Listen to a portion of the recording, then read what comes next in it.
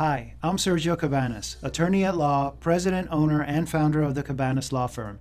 Thank you for joining me today. So today's question for this video is, Sergio, I've had a divorce action or a paternity action in the past that involved child support and time-sharing arrangements.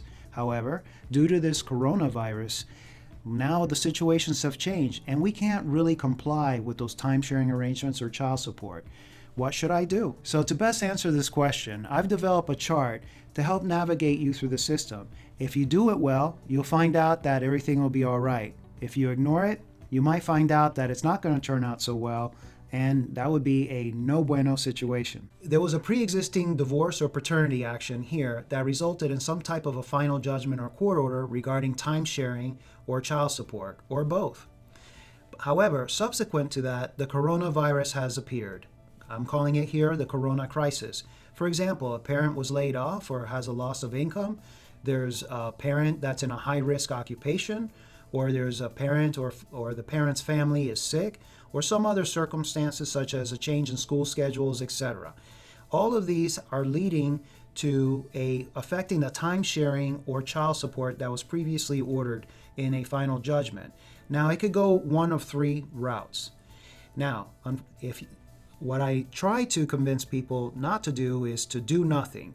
Like, for example, let's suppose both parents agree on a temporary arrangement, but there's no written agreement. Or let's just say that no formal agreement, verbal or otherwise, was ever reached, and nobody does anything in the court system.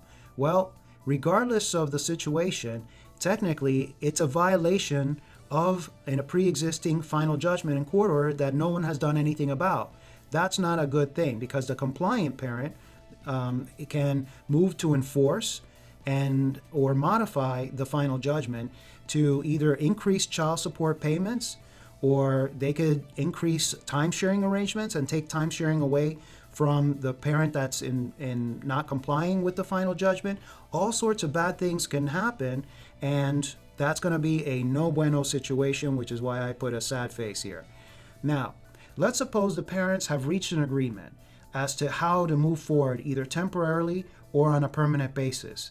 Well, that agreement should be documented in a legal formal agreement.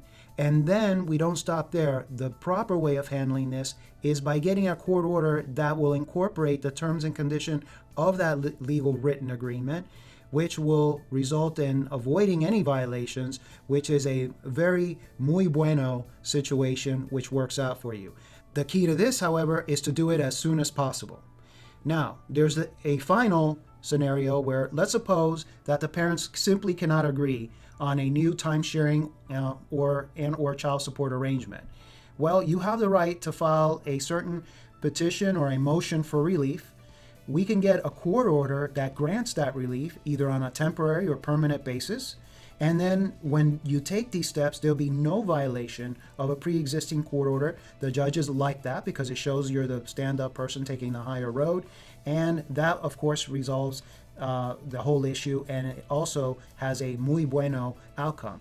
The key to these scenarios, however, is that the action is taken as soon as possible. As soon as the circumstances change, you have to act with what's called due diligence in pursuing your remedy in court, either by agreement or if you fail to reach an agreement.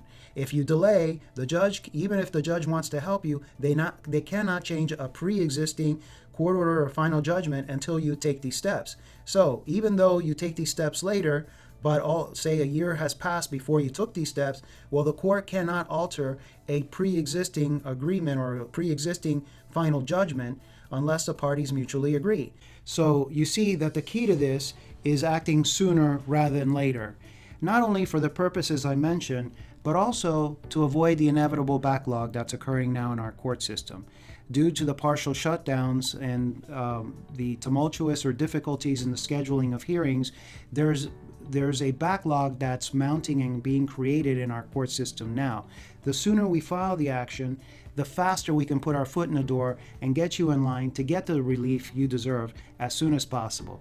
And that way we avoid the case taking 3 times as long or costing twice as much to resolve. So I hope this video has helped provide you some guidance. Of course, this is no substitute for an actual legal consultation. Thank you so much for joining me today.